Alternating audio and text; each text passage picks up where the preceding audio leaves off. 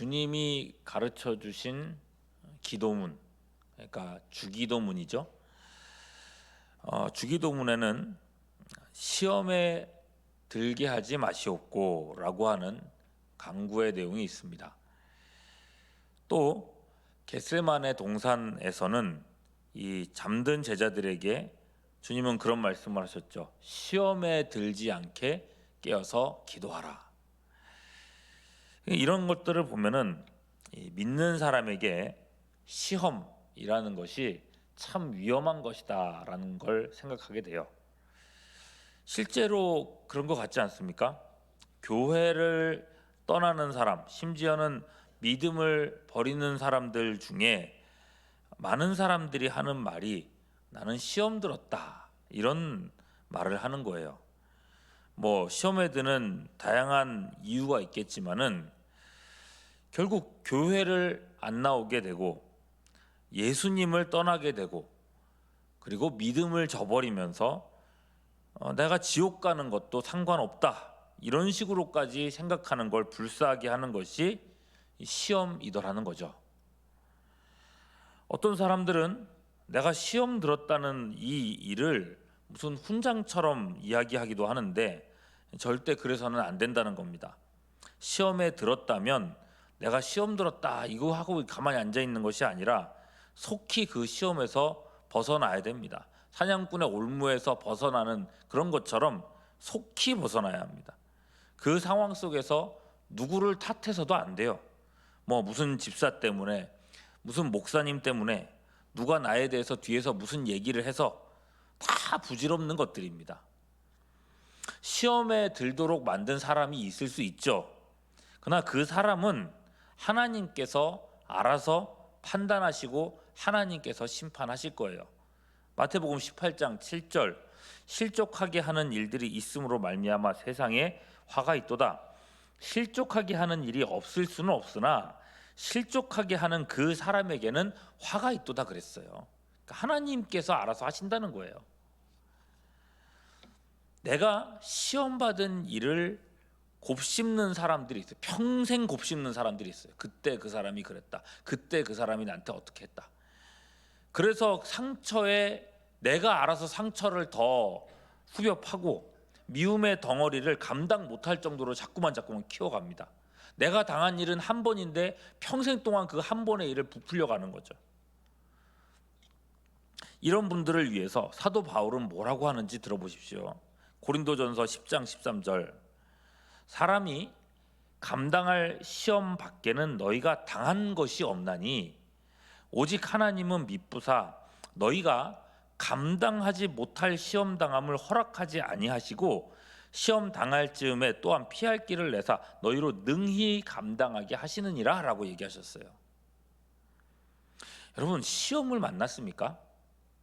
그 시험이 어떤 것이든지 우리 자신보다 더 잘 아시는 하나님 판단에는 이게 감당할 만한 것이었기 때문에 주신 거다. 이걸 확신해야 됩니다. 감당 못할 시험이었다면 주시지도 않았을 거란 말이에요. 여러분 이 말씀이 주는 의미를 생각해 보시죠. 사람이 감당 못할 시험 밖에는 너희가 당한 것이 없다. 여러분 이 말은요. 누구에게나 시험은 있다는 겁니다. 그리고 내가 어떤 시험을 만났다면 그건 반드시 감당할 만한 시험이라는 거예요. 그런 의미에서요. 주기도문에 시험에 들게 하지 마시옵고라고 하는 이 간구는 시험이 없게 해달라는 말씀이 그런 게 아니라 이 다가오는 시험거리들이 있어요. 그 시험거리들을 잘 감당하게 해주십시오. 이겨내게 해주십시오. 견딜 힘을 주세요. 이걸 간구하는 거예요.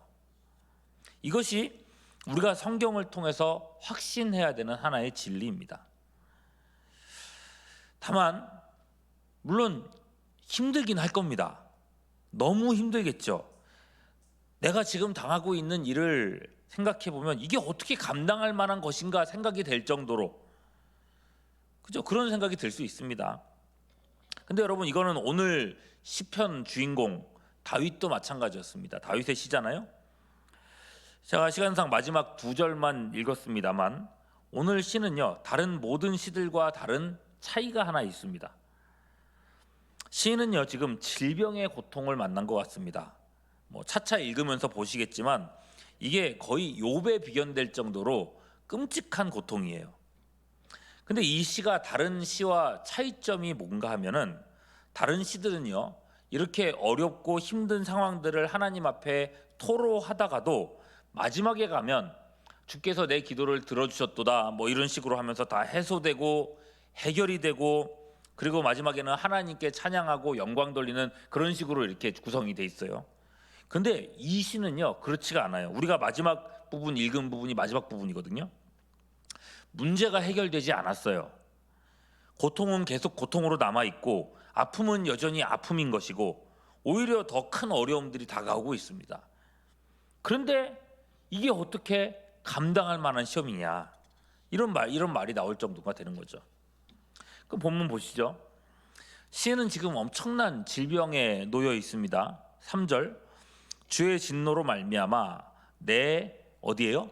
살에 성한 곳이 없다. 나의 죄로 말미암아 내 뭐에도요? 뼈에도 평안함이 없다. 살에 성한 곳이 없다. 일단은 뭔가 피부 쪽에 어떤 병이 있는 것 같아요. 온 몸이 성하지 않다 그랬는데 이거는 마치 욥의 고난과도 같지 않습니까? 욥이 말도 안 되는 피부병에 걸렸었고, 이게 손으로 긁는 게 해소가 안 돼가지고 뭐로 긁었다 그랬어요? 기왓장으로 긁었다고 돼 있는데 넓은 그런 판을 가지고 긁었다는 거잖아요. 어찌 보면 시인은 그런 상태인 것 같아요. 그런데 시인은 더 끔찍한 것 같죠? 살만 그런 게 아니라 뼈마디까지 아프다 그래요. 뼈 마디마디까지 통증이 있는 것. 여러분, 평안함이 없다라는 말을 생각해 보십시오. 통증 때문에 밤새 잠들지 못하고 아침이 되면요, 언제 밤이 오나 생각하고, 밤이 되면 언제 해가 뜨나, 그렇게 죽기만 바랄 정도가 되었다는 거예요. 거기에 여러분 5절 보시면요, 내 상처가 어떻게 됐다 그랬어요? 썩어서 악취가 난다 그랬어요. 여러분, 상처가 썩어서 악취 나는 냄새 언제 맡아보셨습니까? 이제 요즘에는 이제 워낙에 의료나 이런 것들이 잘 돼가서 맡아볼 일이 없으실 거예요. 저는 어릴 때 일상처럼 아마 맡아보지 않았나 생각이 돼요. 저희 할머니께서 치매와 또 노환으로 오랜 시간 제가 있는 집에서 이제 누워 계셨었는데, 우리 할머니가 오랫동안 이제 누워 계시다 보니까 그 방바닥에 이제 뼈가 닿는 곳에 욕창이라는 것이 생겨났어요. 매일, 그러니까 이제 부모님은 이제 일하러 나가시고, 이제 어린 시절에 제가 이제 할머님을 돌봤다고 해야 되는데 이 살이 이렇게 썩거든요. 살 썩는 곳을 이렇게 핀셋 가지고 들어서 잘라가지고 가위로 잘라내고 거기를 약으로 바르고 다시 이렇게 덮고, 이런 일을 이렇게 계속 했었는데, 상처를 이렇게 들출 때 냄새가 확 올라오거든요. 사람 살 썩는 냄새가 정말 쉬운 냄새가 아닙니다. 감당하기가 참 쉽지가 않아요. 저희 할머니야 본인이 치매셨기 때문에 본인은 그런 걸 못 느끼셨겠지만은, 오늘 시인은요, 이걸 제정신으로 당하고 있어요. 내 몸에서 나는 내 살이 썩는 그 악취를 내가 맡는다. 이건 얼마나 큰 고통일까요?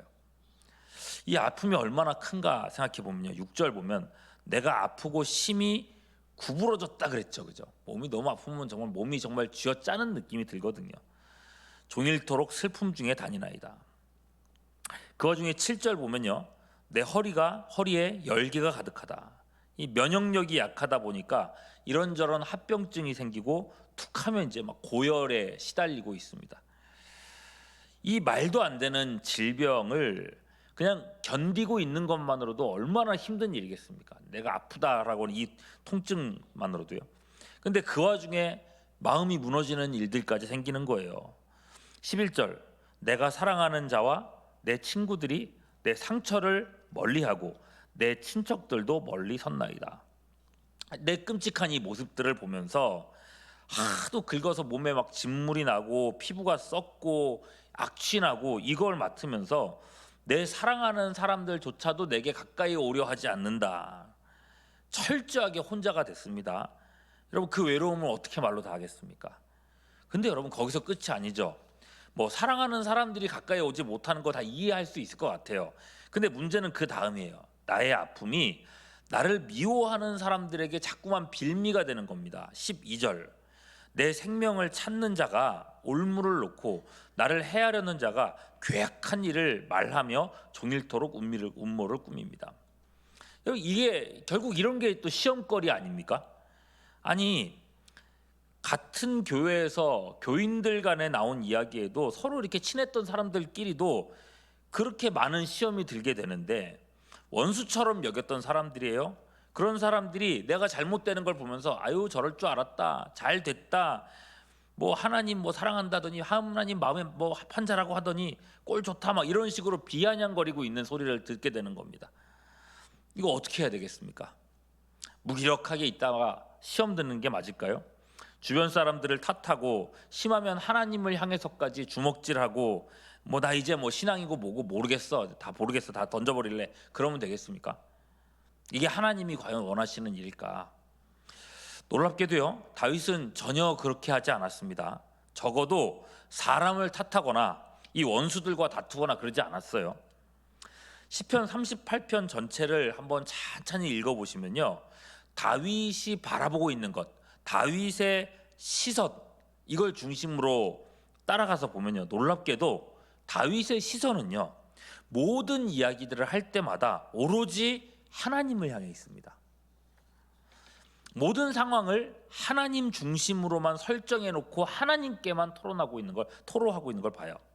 다시 본문 앞쪽으로부터 가서 보면요, 1절부터 보면 누가 나와요? 여호와여, 주의 노하심으로 나를 책망하지 마시고 주의 분노하심으로 나를 징계하지 마소서. 내가 빠진 어려움의 이유, 이걸요, 하나님의 노하심과 징계에 두고 있습니다. 내가 아프게 된 원인도요, 2절, 주의 화살이 나를 찌르고 주의 손이 나를 심히 누르십니다. 3절, 주의 진노로 말미암아 내 살이 성한 곳이 없다. 그렇다고 여러분, 하나님이 나한테 질병 줬으니까 하나님 막 이게 아니죠. 3절 후반절 보시면요, 나의 죄로 말미암아 내 뼈에 성함이 없는 것이고, 4절, 내 죄악이 머리에 넘쳐서 무거운 짐 같다고 얘기하고 있어요. 모든 원인을 하나님께 두는 게 아니라 내 죄와 내 죄악에 있을 뿐이라고 말하고 있어요. 내가 그만큼 더러운 죄인이다라고 고백하고 있는 겁니다. 오히려 여러분, 이렇게 진단을 하고 나니까 내가 어떻게 해야 될지가 이제 선명해지기 시작합니다. 질병 때문에 하나님을 원망하는 것도 아니고, 사랑하는 사람들이 나를 피하는 것 때문에 상처받는 것도 아니고, 원수들의 악의적인 말에도 내가 시험에 들지 않습니다. 오히려 다윗은 자기 눈을 들어서 오로지 위만을 바라보고 있어요. 15절, 여호와여, 내가 주를 바라싸우니 내 주 하나님이여 내게 응답하시리이다. 여러분, 내 문제는요, 결국 하나님께서 해결해 주셔야 되는 문제다. 내가 어떻게 싸우고 내가 어떻게 사람들하고 미워하고 이런 게 아니라 하나님이 개입해 주셔서 하나님이 해결해 주셔야 되는 문제라고 고백하고 있어요. 18절이요, 내 죄악을 아뢰고 내 죄를 슬퍼함이니이다. 나와 하나님과의 사이를 가로막는 건 뭡니까? 결국 죄거든요. 그렇기 때문에 오히려 자기 마음에 떠오르는 죄악들을 더 철저하게 하나님 앞에 내어놓습니다. 원인이 있다면 나에게 있는 것이리라 분명히 인정하는 거죠. 하나님 앞에서 이런저런 핑계를 대지를 않아요. 시인의 관심은 오로지 하나님께서 내 문제 해결해 주시는 것뿐입니다. 그러니 21절 22절의 결론이 나오는 거예요. 여호와여, 나를 버리지 마소서. 나의 하나님이여, 나를 멀리하지 마소서. 속히 나를 도우소서. 주 나의 구원이시여. 처음부터 끝까지 시인의 시선은요, 하나님께만 고정되어 있습니다. 말씀을 정리하죠. 처음에 말씀드렸던 것처럼 여러분, 시편 38편은요, 문제의 해결이 없는 정말 특이한 시입니다. 그런데 이 시의 제목을 보시죠. 다윗의 무엇하는 시라고 되어 있습니까? 기념하는 시라고 되어 있어요. 그죠? 기념하는 시. 하나님의 응답도 없었고 고통과 시험거리만 가득한 시간들이었지만 그 어느 때보다도 하나님과 씨름했던 시간이고 하나님과 가까워질 수 있는 시간이었기에 다윗은 이 고통의 시간을요 기념의 시라고 불렀던 게 아닐까 싶은 거예요. 순례의 길을 걷는 성도들에게요 시험이란 건요 상수입니다. 언제 어디서 다가와도 이상할 게 없는 일이라는 것입니다. 다만 다가오는 시험을 어떻게 대할지는 우리 하기 나름입니다. 여러분, 다윗이 주님 바라봤던 것, 오직 주님 바라봤던 그 시간들을 기억하시고 그것을 심지어 기념까지 하려고 했던 다윗의 마음을 생각하시면서 오늘도 주님만 바라보며 내게 다가오는 모든 시험들 잘 이기며 주님과 가까이 나가는 우리 모두가 될 수 있기를 주님의 이름으로 축원합니다. 기도하겠습니다. 우는 사자와 같이 달려드는 이 마귀의 실체를 꿰뚫어 보는 지혜를 더해 주시옵고 하나님의 선하신 손길을 바라보는 다윗의 마음을 주시옵소서. 그렇게 우리로 시험에 들게 하지 마시오며 다만 악에서 구하시옵소서. 혹시 큰 시험을 지나는 성도들이 있다면 그 시험이 변하여 기념의 노래가 되도록 성령님 믿음의 능력을 더하여 주시옵소서. 오늘도 우리의 기도를 조성하시고 우리를 도우시기를 간구하오며 우리 구주 예수 그리스도의 이름으로 기도하옵나이다. 아멘.